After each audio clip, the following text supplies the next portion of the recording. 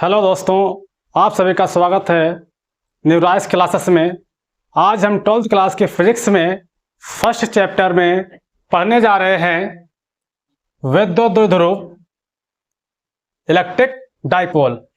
तो ये जो है चैप्टर का सेकंड लेक्चर है। तो पहले लेक्चर में हमने पढ़ा था चार्ज क्या होता है, कितने टाइप्स का होता है, बिंदु आवेश के कारण वैद्युत क्षेत्र की तीव्रता क्या होती है और वैद्युत क्षेत्र क्या होता है। अब यहां पर जो है हम पढ़ेंगे इलेक्ट्रिक डाइपोल। तो देखिए इलेक्ट्रिक डाइपोल क्या होता है। जब जो दो पॉइंट चार्ज या दो बिंदु आवेश को जो है एक बहुत ही सूक्ष्म दूरी पर रखा जाता है, जो कि यहाँ पे 12 है, और उसका जो परिमाण होता है उसका गुणनफल क्या कहलाता है, इलेक्ट्रिक डाइपोल मोमेंट कहलाता है। ठीक है, तो पहले जो है हम इलेक्ट्रिक डाइपोल को समझेंगे। इलेक्ट्रिक डाइपोल क्या होता है, वह सिस्टम या वह निकाय जिसमें दो अपोजिट चार्जेस को, दो विपरीत चार्जेस को या दो विपरीत आवेश को एक सूक्ष्म दूरी पर रखा जाता है, तो इसी को कहा जाता है इलेक्ट्रिक डाइपोल। तो इलेक्ट्रिक डाइपोल क्या होता है, विपरीत आवेशों को एक सूक्ष्म दूरी 2L पर रखने पर जो सिस्टम प्राप्त होता है उसी को कहा जाता है इलेक्ट्रिक डाइपोल। जैसे मान लेते हैं HCl है, हमारे पास एक कंपाउंड दे रखा है HCl, हाइड्रोजन क्लोराइड। तो यहाँ पे देखते हैं दो एटम्स हैं, दो एटम्स की डिस्टेंस बहुत ही सूक्ष्म होती है, माइक्रो सेंटीमीटर में होती है। तो यहाँ पर देखिए जो यहाँ पे बॉन्ड होगा हाइड्रोजन एटम और क्लोरीन एटम के बिटवीन में, तो यही डिस्टेंस क्या कहलाती है, 2L डिस्टेंस को उसको लिखा जाता है। तो यहाँ पर जो है इसी प्रकार यहाँ पे दो पॉइंट चार्ज दे रखे हैं, एक नेगेटिव चार्ज है दूसरा पॉजिटिव चार्ज है, इसके बीच की डिस्टेंस 2L है, इसी को कहा जाता है इलेक्ट्रिक डाइपोल। अब जो है इलेक्ट्रिक डाइपोल मोमेंट वैद्युत द्विध्रुव आघूर्ण क्या होता है। देखिए इलेक्ट्रिक डाइपोल मोमेंट जो है किसी एक चार्ज और उन दोनों चार्जेस के बीच की डिस्टेंस का जो प्रोडक्ट होता है, जो गुणनफल होता है, उसको हम इलेक्ट्रिक डाइपोल मोमेंट कहते हैं। और इसके डायरेक्शन हमेशा माइनस चार्ज से प्लस चार्ज की ओर होती है। तो यहाँ पे देखिए हमारा कोई भी एक चार्ज लेंगे, ठीक है, Q चार्ज लिया, उसके बीच की डिस्टेंस कितनी है, 2L है, तो ये प्रोडक्ट क्या कहलाएगा, इलेक्ट्रिक डाइपोल मोमेंट कहलाता है। ठीक है, अब जो है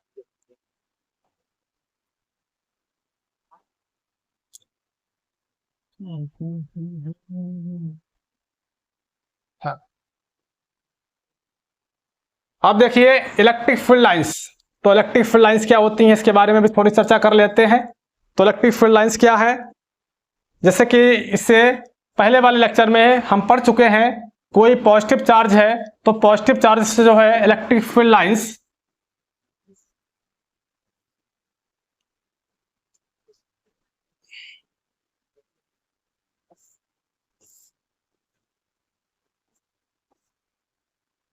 इस तरीके से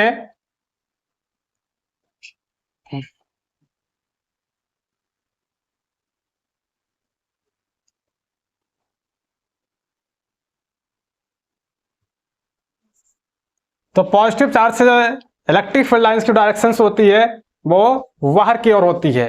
तो पॉजिटिव चार्ज में जो इलेक्ट्रिक फील्ड लाइंस जो निकलेंगी उनकी डायरेक्शन कैसी होगी, बाहर की ओर होगी। और नेगेटिव चार्जेस में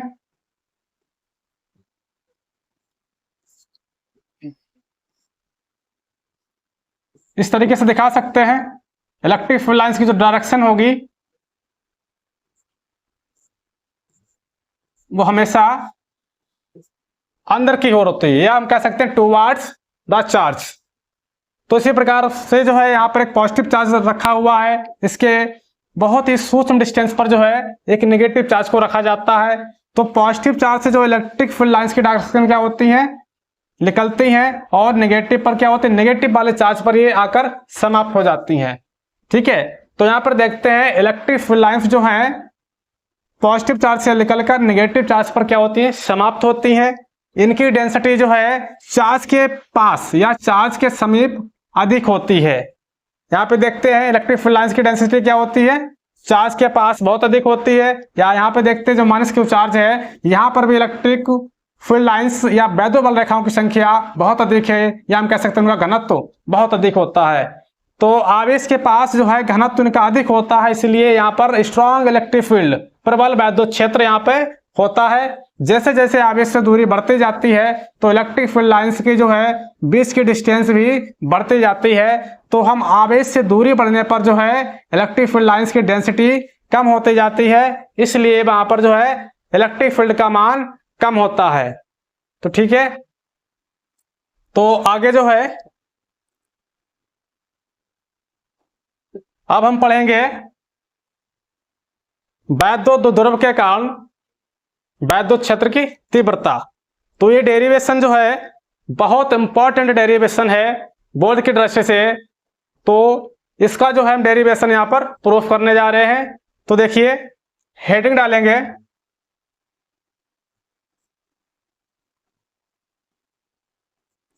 वैद्युत द्विध्रुव के कारण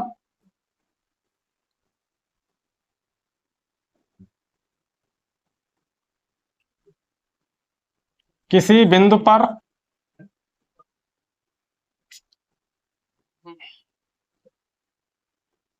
वैद्युत क्षेत्र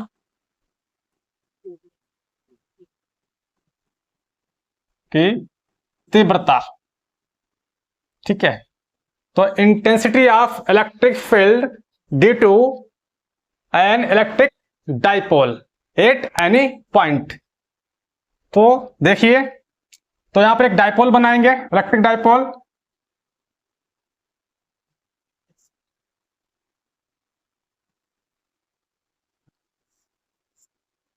माइनस क्यू चार्ज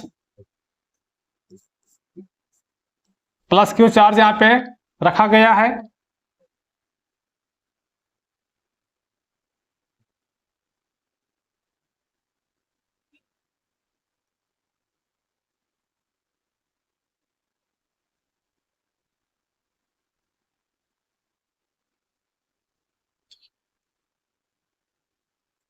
वो इसका मिडिल पॉइंट है। टोटल डिस्टेंस दोनों चार्जेस के बीच 12 होती है। हाफ डिस्टेंस यल होगी, एबी डिस्टेंस कितनी होगी, यल होगी। तो इस इलेक्ट्रिक डाइपोल के वजह से किसी पॉइंट पी पर या किसी भी बिंदु पर जो है हमें वैद्युत क्षेत्र की तीव्रता का व्यंजक प्राप्त करना है। तो यहां पर हमने इलेक्ट्रिक डाइपोल बना लिया है। तो मान लेते हैं इस डाइपोल के अक्ष पर हमें एक पॉइंट लेना है, तो ये डाइपोल का अक्ष हो जाएगा। पी पॉइंट ले लिया है, इस पी पॉइंट पर जो है इस डाइपोल के वजह से वैद्युत क्षेत्र की तीव्रता ज्ञात करना है। माइनस क्यू आवेश के कारण बिंदु पी पर वैद्युत क्षेत्र की तीव्रता होगी, क्योंकि इससे पहले हम पढ़ चुके हैं बिंदु आवेश के कारण वैद्युत क्षेत्र की तीव्रता। ठीक है, तो इसके वजह से जो है मान लेते हैं E1 वैद्युत क्षेत्र की तीव्रता है, इसी डायरेक्शन की तरह होगी टुवार्ड्स द चार्ज। क्योंकि नेगेटिव चार्ज है तो इलेक्ट्रिक फील्ड की डायरेक्शन क्या होती है, टुवार्ड्स द नेगेटिव चार्ज। इसी प्रकार जो है दूसरा चार्ज हमारा प्लस क्यू है, इसके वजह से भी बिंदु P पर वैद्युत क्षेत्र की तीव्रता होगी जो E2 मान लेते हैं, E2। इसकी डायरेक्शन क्या होगी, अवे फ्रॉम द चार्ज, या कह सकते हैं प्लस आवेश से दूर की ओर, अवे फ्रॉम द चार्ज। यदि माइनस क्यू आवेश मान लिया जाता है पॉइंट ए पर रखा हुआ है और प्लस क्यू आवेश पॉइंट बी पर रखा हुआ है, तो प्लस क्यू आवेश के वजह से बिंदु पी पर वैद्युत क्षेत्र की तीव्रता होगी E2 होगी, जिसकी डायरेक्शन कैसी है, बीपी के अलॉन्ग होगी, बीपी के अनुदिश। और इसी वजह पॉइंट ए पर जो है माइनस क्यू आवेश रखा गया है, इसके वजह से बिंदु P पर वैद्युत क्षेत्र की तीव्रता E1 होगी, जिसकी डायरेक्शन P2E होगी। ठीक है, चलिए अब यहां पे देखते हैं। माना एक हमारे पास वैद्युत ध्रुव है जो के परावैद्युतांक वाले माध्यम में रखा गया है। दोनों आवेशों के बीच की दूरी 12 है। यहाँ पे इसको जो हाफ कर लिया है तो AO कितना हो जाएगा, L हो जाएगा, और OB भी डिस्टेंस कितनी होगी, L होगा। तो द्विध्रुव AB से पॉइंट P की दूरी कितनी मानेंगे, x मानेंगे।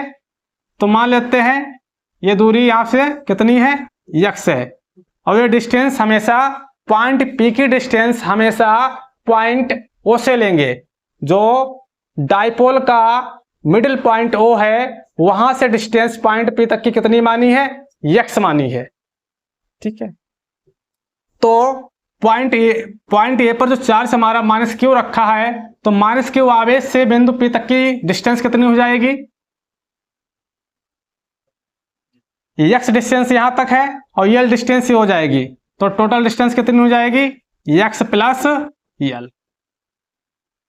ये डिस्टेंस हो जाएगी। -q आवेश से बिंदु P तक की दूरी कितनी हो गई, x प्लस L। आप डिस्टेंस कौन सी निकालेंगे, +q आवेश से बिंदु P तक की दूरी। जो +q आवेश रखा हुआ है उससे बिंदु P तक की दूरी हमें निकालना है। तो ये दूरी कितनी होगी, देखिए OP डिस्टेंस कितनी है, x। हमें कितने डिस्टेंस निकालना है, BP निकालना है। यदि BP डिस्टेंस में से OB डिस्टेंस को माइनस कर दिया जाए तो हमारी डिस्टेंस कितनी आ जाएगी, देखिए BP हमें यहाँ पे क्या करना, फाइंड करना है।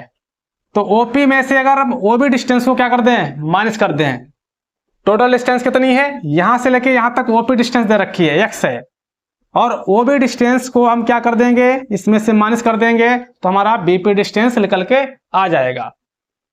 देखिए तो BP डिस्टेंस होगी x minus EL, x minus EL। ठीक है, देखिए हमें जो है किसी पॉइंट पर किसी भी आवेश की वजह से अगर वैद्युत क्षेत्र की तीव्रता निकालनी है तो इससे पहले हम पढ़ चुके हैं, अगर किसी पॉइंट से किसी आवेश से किसी पॉइंट पर वैद्युत क्षेत्र की तीव्रता ज्ञात करना है तो उस आवेश से उस पॉइंट P तक की दूरी पता होनी चाहिए। तो इसीलिए हमने यहाँ पर जो है डाइपोल दो आवेशों से मिलकर बना होता है। तो इलेक्ट्रिक फील्ड निकालना है, वैद्युत क्षेत्र निकालना है किसी भी पॉइंट पर, तो प्रत्येक आवेश से उस पॉइंट तक की दूरी हमें पता होनी चाहिए। तो इसके लिए हमने क्या किया है, मध्य बिंदु O से x दूरी पर एक पॉइंट ले लिया है और -q आवेश से उस बिंदु P तक की दूरी को निकाल लिया है जो कितनी है, x प्लस है। इसी प्रकार +q आवेश से बिंदु P तक की दूरी को निकाल लिया है, x माइनस L है। ठीक है, अब देखिए यहां पे जो है -q आवेश के वजह से जो वैद्युत क्षेत्र की तीव्रता बिंदु P पर है वो E1 है। ये कैसी इलेक्ट्रिक फील्ड होगी, दुर्बल होगी। इलेक्ट्रिक फील्ड हमारी कैसी होगी, वीक होगी, किसकी तुलना में, E2 की तुलना में। तो हम कह सकते हैं जो E2 जो है हमारा इलेक्ट्रिक फील्ड है वो ग्रेटर देन क्या होगा, E1 होगा। ऐसा क्यों होता है, देखिए +q आवेश के पास ये पॉइंट P है जिसकी डिस्टेंस क्या है, कम है। +q आवेश से ये दूरी पॉइंट P तक की क्या होगी, कम होगी, किसकी तुलना में, -q आवेश से बिंदु P तक की दूरी की तुलना में। और हम जानते हैं जितने कोई भी पॉइंट जो है आवेश के जितने पास होगा, जितना नजदीक होगा, उस पर उतनी स्ट्रांग इलेक्ट्रिक फील्ड होती है। तो इसके वजह से इलेक्ट्रिक फील्ड हमारी E2 है, तो ये डिस्टेंस क्या हो गई, कम हो गई है। इसलिए क्या हो जाएगा, इस पर इफेक्ट ज्यादा रहेगा इस आवेश का, यानी कि पॉइंट P पर +q आवेश द्वारा इलेक्ट्रिक फील्ड E2 है उसका मान अधिक होगा, किसके तुलना में, -q के द्वारा पॉइंट P पर इलेक्ट्रिक फील्ड की तुलना में। ठीक है, इसलिए हमारा E2 ग्रेटर देन E1 होगा। ठीक है, अब देखिए इसका हम डेरिवेशन स्टार्ट कर रहे हैं। तो पहले हम निकालेंगे बिंदु A पर स्थित -q आवेश के कारण बिंदु P पर वैद्युत क्षेत्र की तीव्रता कितनी हो जाएगी, पढ़ चुके हैं बिंदु आवेश के कारण किसी बिंदु पर वैद्युत क्षेत्र की तीव्रता या वैद्युत क्षेत्र कितना होता है 1/4πε0 के, क्योंकि जो है डायपोल को कहां रखा गया, ऐसे मीडियम में रखा गया जिसका परावैद्युतांक कैपिटल के है। Q/r² होता है। यहां पे डिस्टेंस कितनी है -q, आवेश से बिंदु P तक की डिस्टेंस कितनी है x + l, तो क्या हो जाएगा x + l का होल स्क्वायर। इसी प्रकार हम क्या निकालेंगे, ये हमने निकाली है E1। अब निकालेंगे +q आवेश के कारण बिंदु P पर वैद्युत क्षेत्र की तीव्रता कितनी है E2 है। तो E2 = आ जाएगा 1/4πε0 के Q/x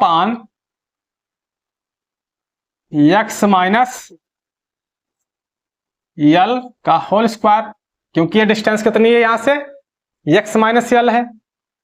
ठीक है, अब हम फाइंड करेंगे द्विध्रुव AB के कारण पॉइंट P पर नेट इलेक्ट्रिक फील्ड। जो इलेक्ट्रिक डायपोल AB है इसके वजह से पॉइंट P पर नेट इलेक्ट्रिक फील्ड कितनी होगी, E नेट निकालेंगे। E नेट कैसे फाइंड होता है, मैक्सिमम या मोर इलेक्ट्रिक फील्ड कौन सी है E2 है, तो E2 - E1, तो इक्वल टू आ जाएगा E2 के वैल्यू यहां पे पुट कर देंगे 1/4πε0 के Q/r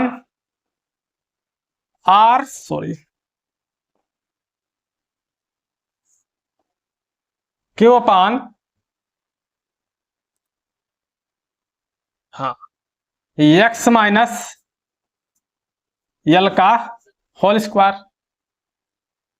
माइनस E1 की वैल्यू पुट करेंगे। E1 की वैल्यू कितनी है 1/4πε0 के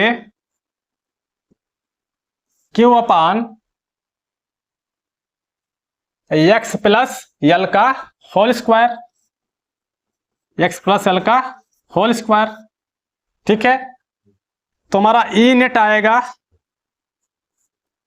इक्वल टू 1/4πε0 के और Q, ये क्या मिल रहा है कॉमन मिल रहा है, इसको हम कॉमन लेंगे तो 1/4πε0 के इंटू Q।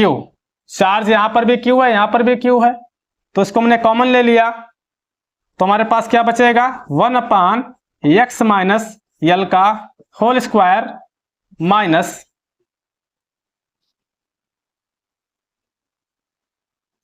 1/x + l का होल स्क्वायर। ठीक है, ब्रैकेट क्लोज।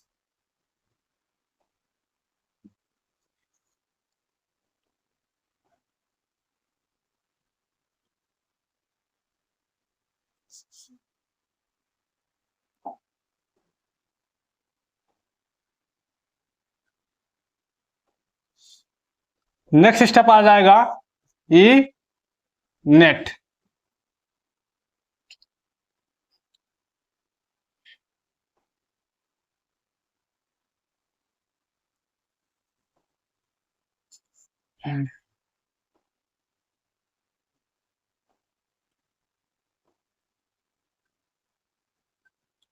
तो ये इक्वल टू आ जाएगा 1/4πε0 के Q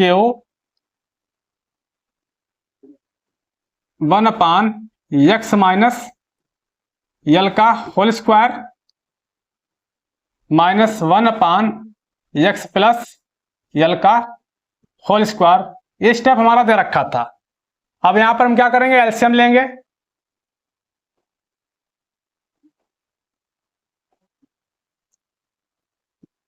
तो A equal to 1/4 pi epsilon 0 into Q. देखिए एलसीएम ले लीजिएगा, क्रॉस मल्टीप्लाई कर लेंगे, तो x प्लस एल का whole square minus x minus L का whole square upon x minus L का whole square into x plus L का whole square, bracket close. Next step आएगा 1/4 पाई एप्सिलॉन 0 के Q x plus L का whole square खोलेंगे, X square plus L square plus 2xl minus x minus L का whole square खोलेंगे, X square plus L square minus 2lx।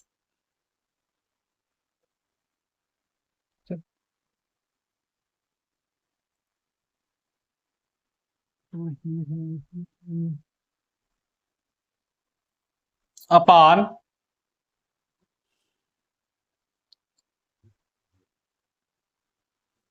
x minus यानी x square L square का whole square.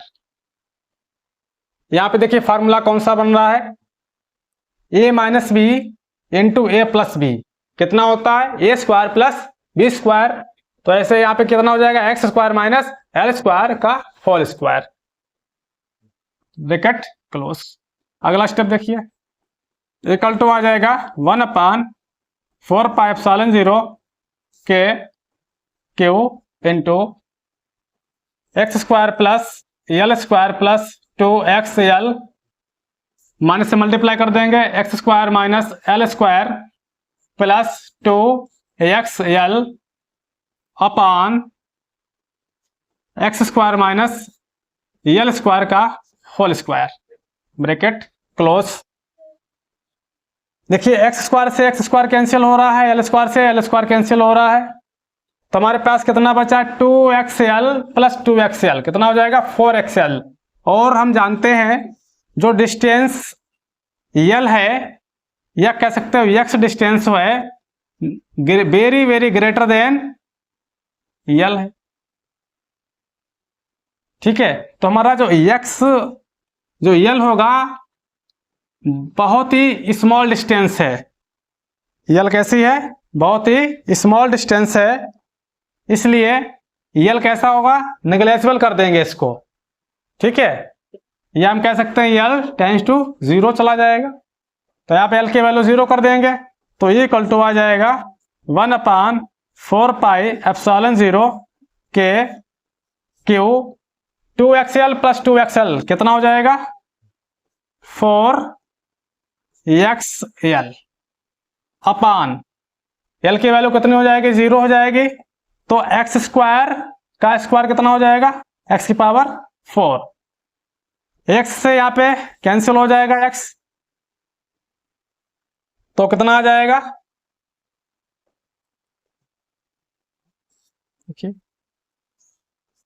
Equal to 1/4 pi epsilon 0 के Q into 2l upon x Q, ठीक है। Next system में देखिए, तो ए इक्वल टू कितना आया था, 1/4 पाई एप्सिलॉन 0 के क्यू इंटू 2l, देखिए कितना था, क्यू इंटू 2l, और यहाँ पे 4 है तो इंटू 2,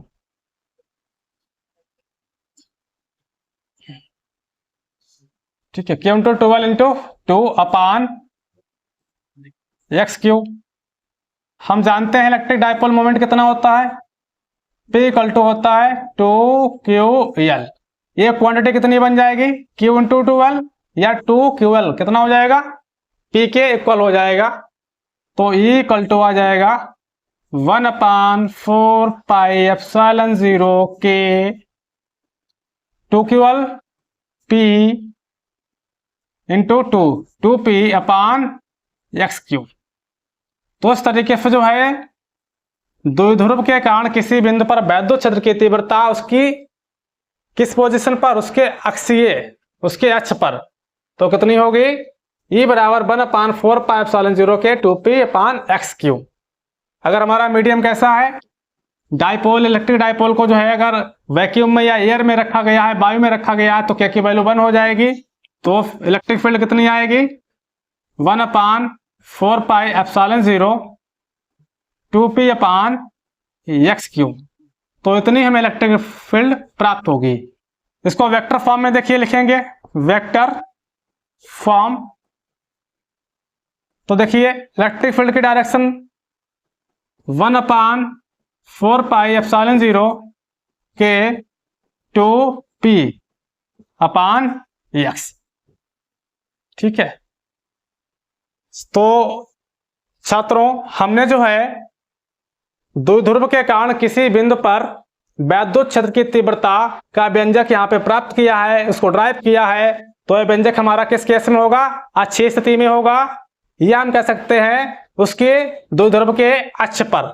ठीक है, अब जो है नेक्स्ट वीडियो में हम पढ़ेंगे इसका दूसरा पार्ट, वैद्युत द्विध्रुव के कारण किसी बिंदु पर वैद्युत क्षेत्र की तीव्रता उसकी निरक्षीय स्थिति में कितनी होगी। अब ये टॉपिक जो है हम नेक्स्ट वीडियो में इसका अध्ययन करेंगे। धन्यवाद।